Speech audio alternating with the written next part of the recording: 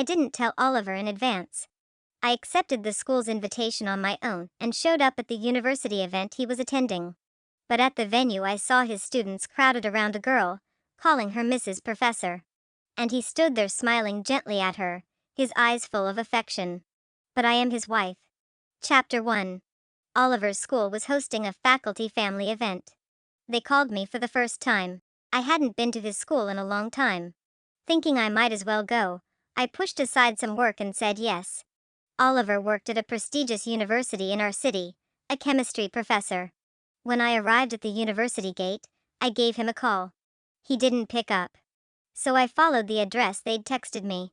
The event was held in a cherry blossom garden, normally closed to the public. As I approached, I spotted Oliver walking quickly ahead of me. He looked happy and hurried. He didn't notice me at all. I picked up my pace to follow him. Seconds later, I heard teasing voices. Professor, Mrs. Professor's already here. What took you so long? Did you get lost? Professor, she almost thought she was at the wrong place. Seriously, Professor Sia, you're such a bad husband. Leaving your wife all alone here to wait. I followed Oliver into the garden, listening to the students shout and joke. But I just arrived. And I am his wife. So who were they talking about? Chapter 2. Following their gaze, I saw her. In the middle of the crowd. Flour dusted across her face. Smiling softly, eyes fixed on Oliver. Anna. Oh. Oliver's foster sister. Someone I didn't even know existed until after we got married. His mother sent her abroad years ago. So why was she back? And how had she become Mrs. Professor to everyone? I was confused. Maybe they had her mistaken for someone else. But then a few bold students called out, Professor, come sit with her and make snacks. They pulled him to her side. He sat down, smiling. I walked closer, but a female teacher stopped me. Excuse me, which professor's family are you with? I looked at her. Then at Oliver. At that moment, he finally saw me. His expression changed in an instant. The soft affection he'd just shown Anna vanished, replaced by panic. Then annoyance. Anna turned too. Her smile dropped. She bolted upright. Sorry, I have to go. Something came up. She didn't wait. Grabbed her bag and ran out, nearly bumping into me. Everyone stood frozen, staring at Oliver. Professor, what happened to Mrs. Professor? He forced a smile, don't worry about it. She probably had something urgent. The female teacher turned back to me. So, which professor's family are you with? I looked at Oliver. He rushed over. Sorry. She's with me, she's family. Oh, is she your sister? The teacher asked. Oliver hesitated. Then gave a guilty nod. Why yeah. She's my sister.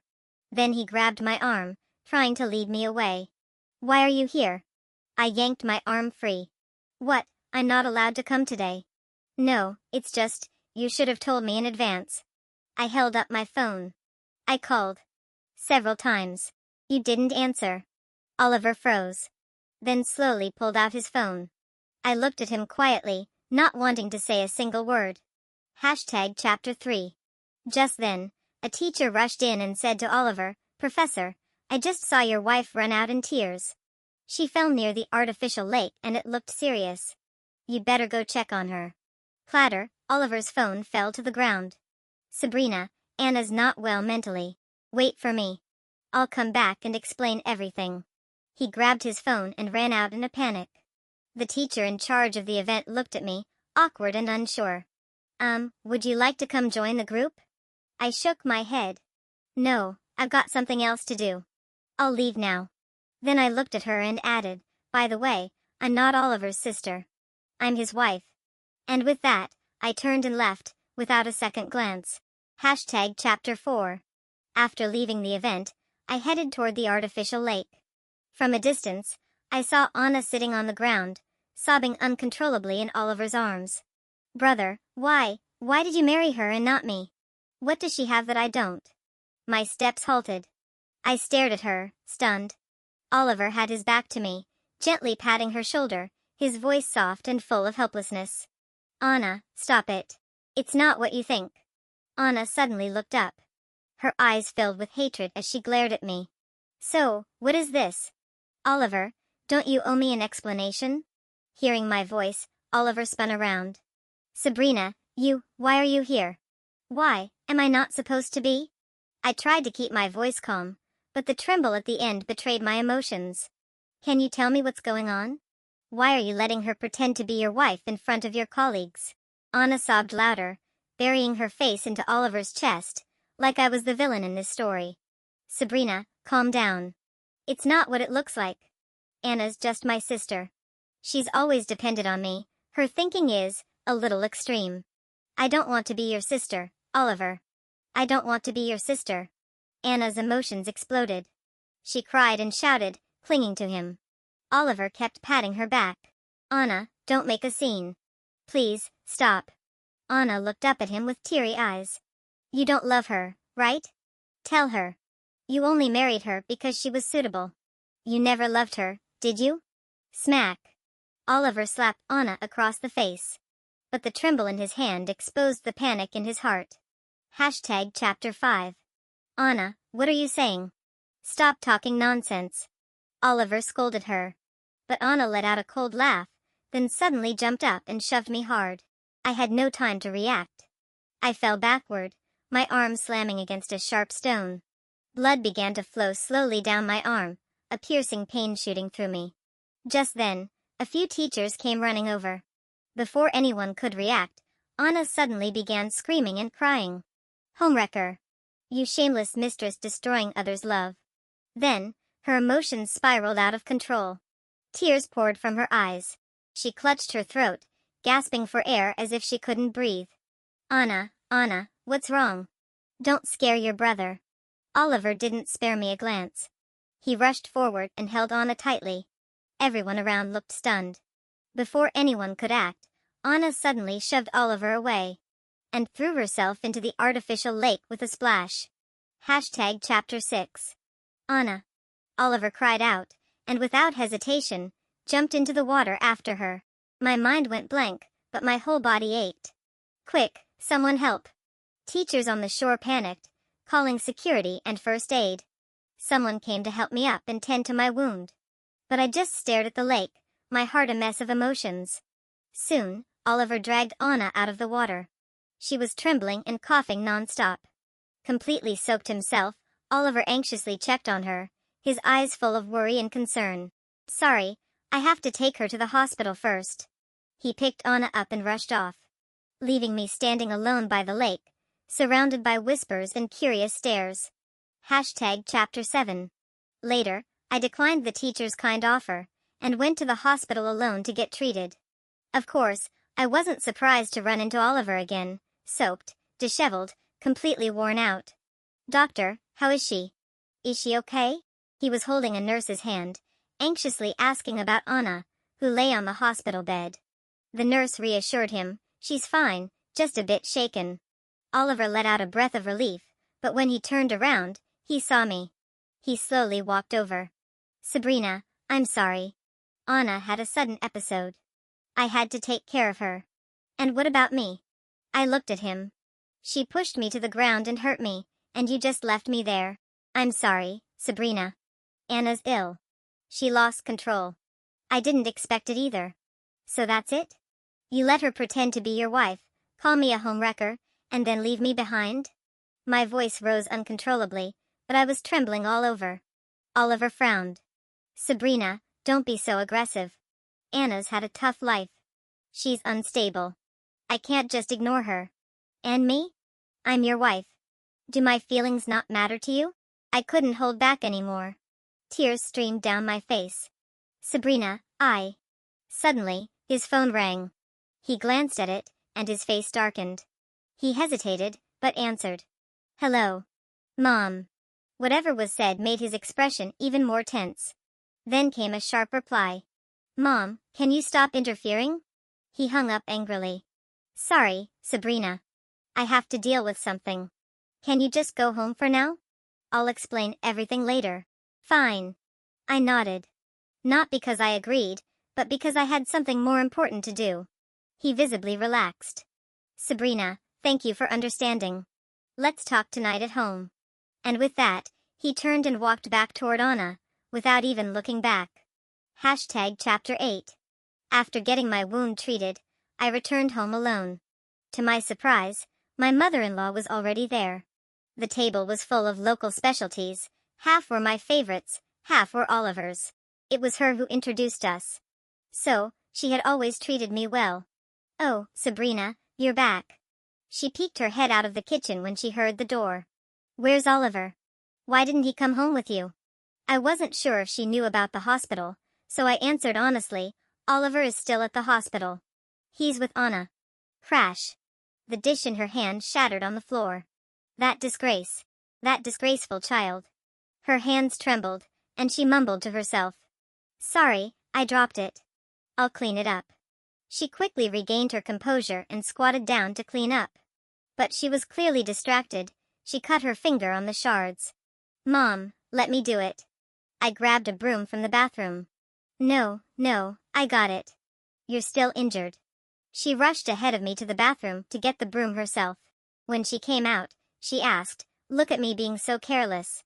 "Sabrina, how did you hurt your arm?" I didn't hide it. I told her everything, what happened at the school and at the hospital. Her hands shook, but she forced herself to remain calm. "That disgraceful boy. When he gets back, I'll give him a good scolding." I nodded and went back to my room. Chapter 9. After a while, I heard her yelling on the phone in the kitchen. She had poor hearing and used an old-style phone with the volume turned up high. Even with the bedroom door closed, I heard her clearly. "Is it that little vixen Anna again? Didn't you cut ties with her years ago? What's going on now?" Oliver, on the other end, sounded annoyed. "Mom, can you stop? Anna just got back from overseas. Something happened, and now she's in the hospital." I knew it was her. Her voice grew sharper. "A whore raised by another whore, always scheming, clinging to you since childhood. Now she's back, who knows what kind of drama she's going to stir up. You already have a wife, the one who walked into this house with dignity." "Mom, can you just stop?" Oliver snapped. "Why can't you just let her go after all these years?" "Let her go? And who's going to let me go?" She screamed. "Your father betrayed me, now you're betraying your wife. You're just like him, 2 peas in a pod. Listen to me, come home right now. Or I swear, I won't let Anna off the hook." "Mom, Anna's mentally unstable. She literally jumped into a lake today. I can't just leave her." "Jumped into a lake?" She scoffed coldly. "Then why did she shove Sabrina first? She's faking it, clearly. And you. The second she acts fragile, you panic, leaving your wife behind like nothing happened. Do you hear yourself? Mom, can you just not make this worse?" Oliver's voice was full of irritation. "This is between me and Sabrina. Stay out of it." And with that, he hung up, ignoring his mother's shouting on the other end. Chapter 10. Shortly after, I received a call from Oliver. He sounded exhausted. "Sabrina, I'm really tired right now. Please don't drag my mom into our problems anymore. Let's talk when I get home, okay? Stop pushing me." "I'm pushing you?" I gave a bitter laugh. "Have you asked how I'm doing, even once since this all happened? Do you even care about this home, about me?" Silence. After a long pause, Oliver finally said in a low voice, "If you feel this wronged, then let's get divorced." It was the first time he'd ever said that. But in his tone, I heard certainty and determination. So I responded, "Fine. Monday. Let's register first. We can deal with the rest during the 30-day cooling-off period." Silence again. Only after a long pause did he finally say, "Okay." Then he hung up. Chapter 11. My mother-in-law placed the local delicacies in the fridge, then made soup for me and called me out to drink it. Since the phone call with Oliver, she had seemed distracted, like she already foresaw what was coming. While I quietly sipped the soup, she said, "Sabrina, promise me you'll stay with Oliver and try to live well together." I took a slow sip and replied, "Thanks, Mom. The soup is delicious.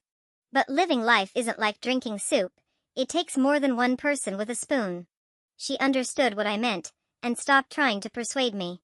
After a long sigh, she murmured, "In the end, it's Oliver who's lost his way." Then she began to ramble a bit, and eventually brought up something from the past. a tangled story about Oliver's father, Anna's mother, and herself. When she finished, I stood there, frozen in shock. Chapter 12. It turned out, when Anna was 13, her gambling-addicted father died in a car crash, and her mother, Roxana, went missing. Because Roxana had been childhood sweethearts with Oliver's father, he took the orphaned Anna into their home. Out of sympathy, my mother-in-law agreed to raise Anna as her own daughter. At the time, 15-year-old Oliver was young and full of energy. He treated Anna like a real little sister and cared for her with enthusiasm. But when Anna turned 18, everything changed. Roxana, who had vanished for years, suddenly returned from abroad. Not only that, she resumed her affair with Oliver's father. It was only then that my mother-in-law realized Roxana hadn't gone missing. Oliver's father had secretly sent her abroad to avoid her late husband's gambling debts. For years, the two had kept in touch privately. Every year, Oliver's father would claim he was traveling for work, but in fact, he was meeting Roxana overseas. The truth nearly destroyed my mother-in-law. She fell seriously ill from the shock. When she recovered, she caused a huge scene and demanded divorce, even taking Oliver's father to court over property division. As for Anna, she wasn't driven away. She left with her mother the moment she returned from abroad. Chapter 13. As the saying goes, karma always comes around. Oliver's father, blinded by love for Roxana, was determined to get divorced. But during the divorce proceedings, while hiding out with Roxana in an apartment, a gas explosion took both their lives. After their deaths, Anna had nowhere to go. She came back and begged my mother-in-law to take her in, only to be kicked out. Unwilling to give up, she latched onto Oliver. She openly confessed her feelings, saying she'd fallen for him after spending so many years by his side. Even though Oliver rejected her firmly, she continued showing up by accident, constantly inserting herself into his life. Eventually, Oliver lost his mind. Behind his mother's back, he secretly gave Anna financial support, completely disregarding his mother's feelings. Only when his mother gave him an ultimatum, "If you choose Anna, forget you have a mother," did Oliver finally relent and send Anna overseas. But now, Anna had returned again. Hearing all this, I was overwhelmed by disbelief. These twisted, outrageous stories were even more absurd than I'd imagined. Chapter 14. After she finished, my mother-in-law sat on the couch, hands folded over her knees, her voice shaky and full of guilt. "Child, I owe you an apology. These years, I've kept all this inside. It's weighed on me like a stone. I thought things would eventually get better, so I just kept it all hidden." She paused, her eyes brimming with tears. At first, I really did want Oliver and Anna to cut ties completely. But that girl, she's like a ghost that won't leave. No matter what, she clings to Oliver. Before I met you, I truly believed Oliver and Anna had no chance. That's why I encouraged you two to be together. I never imagined things would end up like this. I'm sorry, Sabrina. It's all my fault. If I had known, I never would have dragged you into this mess. Hearing those words, I felt the world spinning, my body swayed involuntarily. Chapter 15. I met Oliver in a hospital. My parents divorced and remarried early on, so I was raised by my grandmother. When she fell ill, I took time off to care for her. At the time, Oliver's mother happened to be in the same ward. I first saw Oliver on a weekend. He was dressed simply in a white shirt and slacks, with black-rimmed glasses perched on his nose. Tall, refined, with a quiet, intellectual air. He entered the room, gently greeted his mother, and then nodded politely to me. "Hello. Thank you for taking care of my mom these days." His low, warm voice and gentle demeanor instantly drew me in. Later on, I grew closer to his mother. She often praised my attentiveness in caring for my grandma. One day, she grabbed my hand and asked, "Young lady, do you have a boyfriend?" I blushed and shook my head. Her eyes lit up instantly. "My son, Oliver, you've seen him. He's a university professor. Very stable. What do you think? Should I introduce you?" I felt a flutter in my chest, half nervous, half excited. I already had a bit of a crush on Oliver, and after learning he was a professor, that admiration only deepened. After all, I wasn't a great student. Barely made it to university, bounced between jobs, and eventually opened a small flower shop. Compared to him, I felt worlds apart. But Oliver's mother kindly played matchmaker, and slowly we began seeing more of each other. Every time we met, he was polite, too polite. Always keeping a certain distance, almost cold. Even so, I was secretly happy. I treasured every chance we had to interact. Maybe he gave in to his mother. Maybe he thought marrying anyone would be the same. Either way, we got married. It was during the last year of the pandemic. Oliver said the university discouraged large gatherings, so we simply signed the papers and hosted a small dinner with close friends. Married life was calm, even dull. Oliver stayed as distant as ever. He insisted on keeping work and private life separate, never introducing me to his colleagues or students. But I never complained, because I loved him. I did my best to take care of him, and our home. Now that the illusion is shattered, I finally understand the truth of an old saying. The most loyal men are often butchers. The most heartless ones, scholars. Chapter 16. Thinking back on our married life, those moments I once thought were sweet and tender, now feel like nothing but mockery.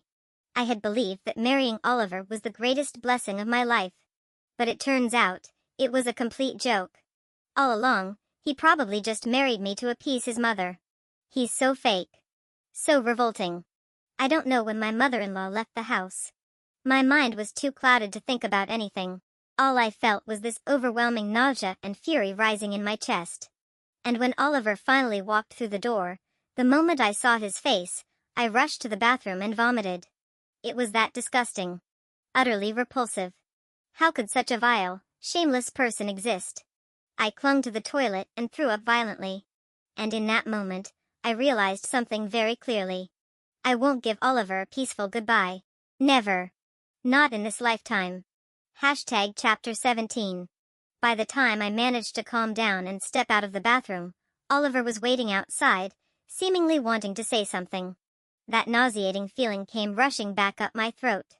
I covered my mouth and ran right back into the bathroom. Oliver chased after me, misunderstanding completely. Are you pregnant? I cut him off coldly. Shut up. Get the hell out. If I am pregnant, I'll abort it immediately. Thankfully, my period came that day. Seems God took a little pity on me. I wasn't pregnant, just utterly sickened by Oliver. When I came back out, he looked grim. After a long pause, he said, "Don't say things just to hurt me. If you are pregnant, just keep the baby. I won't divorce you. Can you get lost? Just the sight of you makes me want to throw up." That night, Oliver went back to the master bedroom. I went straight to the guest room and locked the door. The next morning, Oliver was in the kitchen making soup. When I walked out, he said, "Mom brought your favorite wild mushrooms yesterday, so I made soup with them. You should drink some." I didn't even want to speak to him. I got dressed as fast as I could and headed straight to a prestigious law firm. But after the consultation, I found out Oliver and I didn't really have much shared property. And I had no concrete evidence of his cheating. If I filed for divorce, I'd only get the bare minimum. It felt so unfair. 3 years of love and effort. I lost my trust in people, and my faith in love shattered. And yet he gets to walk away scot-free while I'm left to self-destruct. I couldn't just be gracious. I couldn't part peacefully.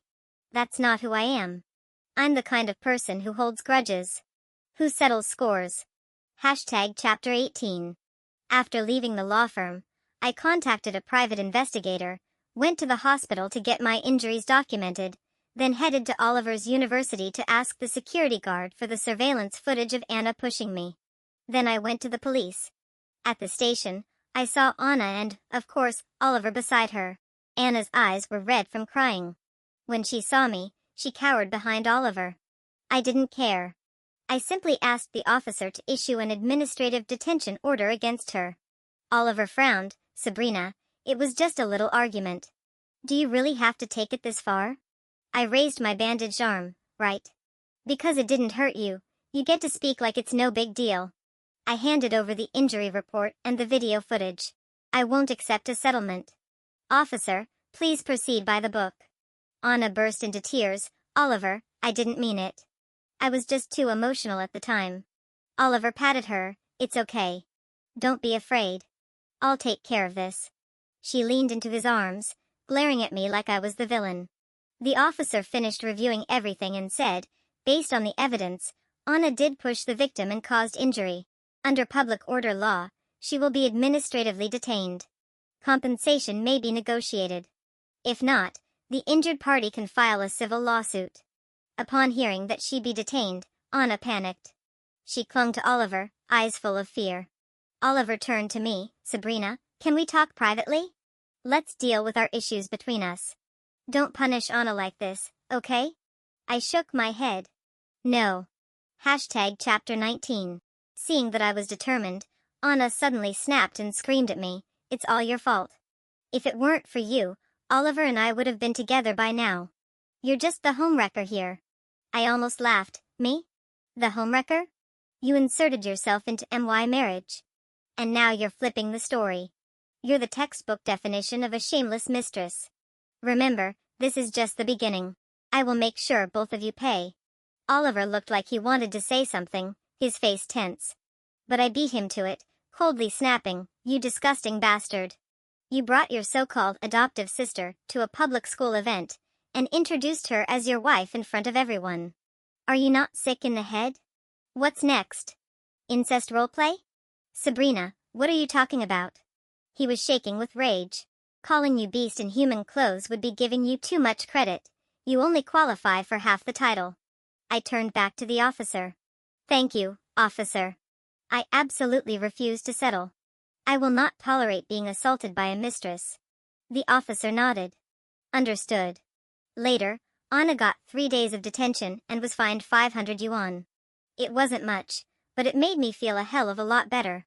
Chapter 20. After leaving the police station, Oliver caught up to me. "Sabrina, why are you doing this? If you don't want to get divorced, let's not divorce, okay? Can you stop making a scene?" I stopped in my tracks, turned around, and slapped him hard across the face. "Not get divorced? You want me to keep waking up every day just to puke from how disgusting you are?" Without another word, I turned and walked away. That entire day, I was out gathering evidence. On Monday, I didn't go to the Civil Affairs Bureau with Oliver. I went straight to his university, and on the way there, I started a live stream. I may just be a florist, but I've been doing live streams on flower arranging and plant care for years. I have around 20 to 30K followers. Not a massive number, but enough to stir up trouble. I told everyone the full story about Oliver and Anna during the live stream. The viewers were furious and flooded in with support. As I told them I was heading to his university to confront him, people were cheering me on, eagerly waiting for updates. Very quickly, my stream exploded, hundreds of thousands tuned in live. Most were fully on my side. "You go, sis. Expose that scumbag. Don't swallow your pain. If you keep tolerating it, you'll get ovarian cysts. There's only one word. Fight.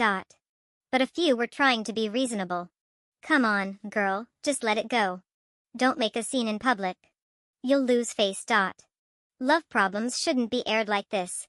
Save some dignity for both of you. A viewer quickly fired back. Where was his dignity when he brought his mistress to school and introduced her as his wife? Now he wants his real wife to give him face? Get out of here. The chat exploded into full-blown argument. Some comments got deleted. Of course, there were also a few kind, neutral voices. Whatever you decide, sis, protect yourself first. Don't let your emotions ruin you. I typed back, "Thank you all for the support." Chapter 21. When I arrived at Oliver's university, I went straight to his office building and confronted the dean at the academic office.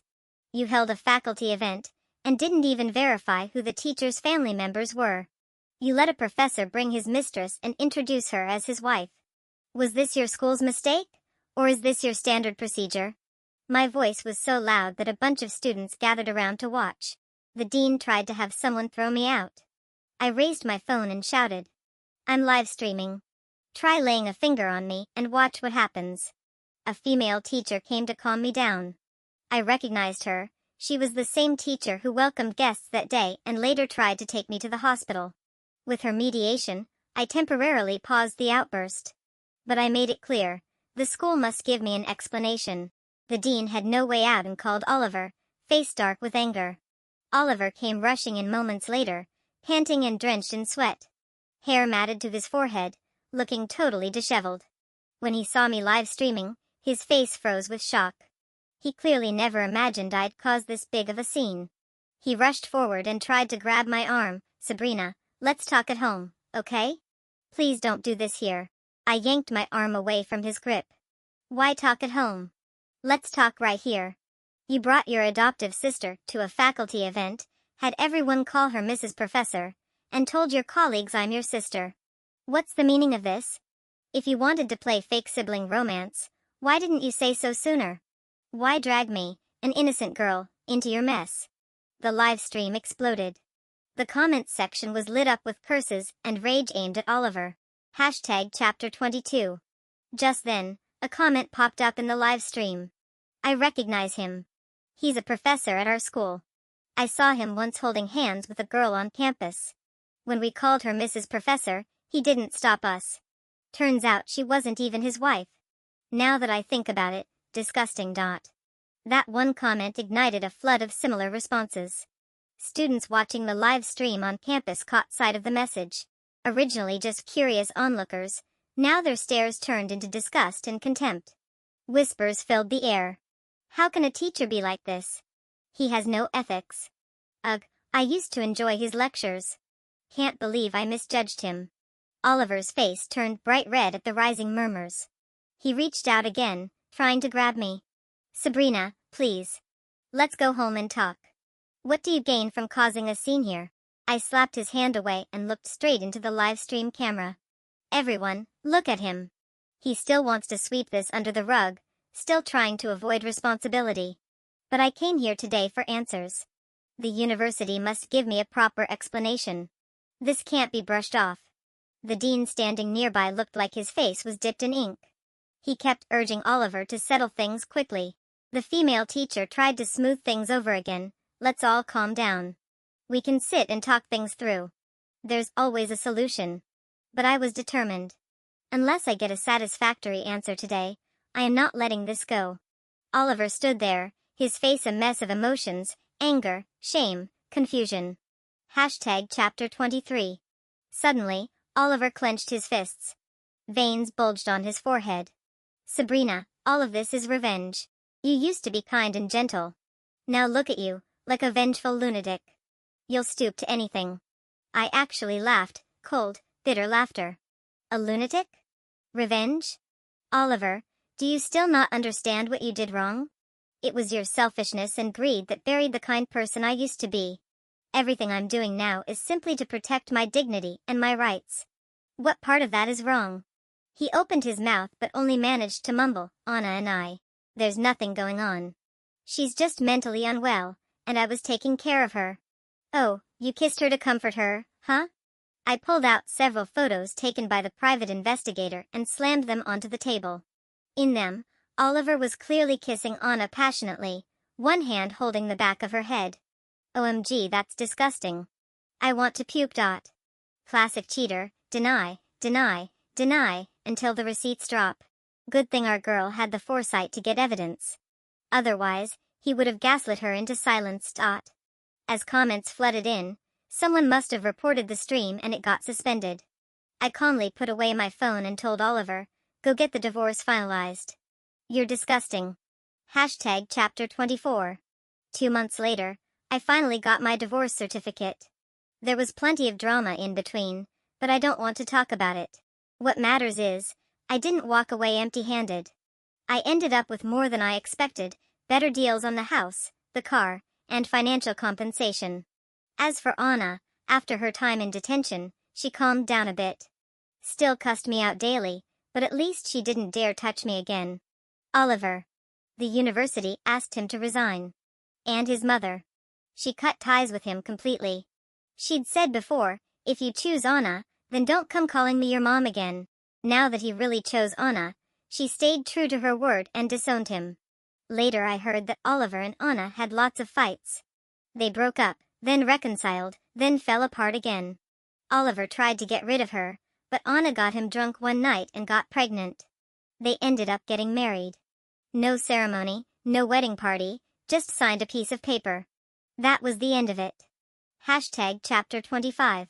Later on, I met my current husband, the cold-faced, sharp-tongued CEO who always asked me to deliver flowers upstairs. We started off on the wrong foot.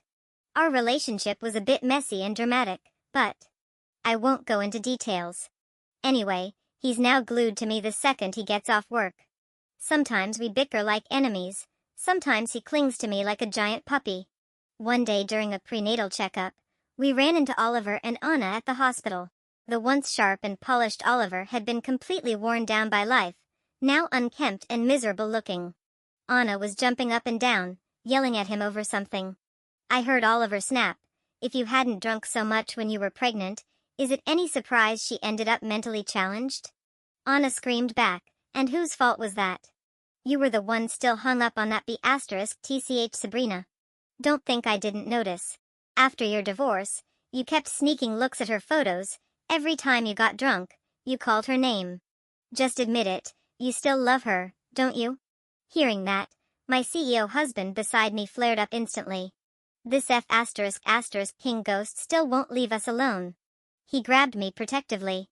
"Don't go near them, bad luck." Just then, Anna spotted me. "Sabrina. You WH**re. What are you doing here?" Before I could say a word, my CEO snarled, "Say one more word about my wife, and I'll tear your mouth apart." Anna burst into tears and smacked Oliver. "Are you even a man? Your ex-wife's being insulted, and you're just standing there. Do you have any spine left?" Oliver didn't respond. He just stared at me. At me. At my husband. At my pregnant belly. Then, after a long pause, he simply said, "Congratulations," and walked away with his child in his arms. My husband grunted. Why'd he leave? I was gonna punch him at least once.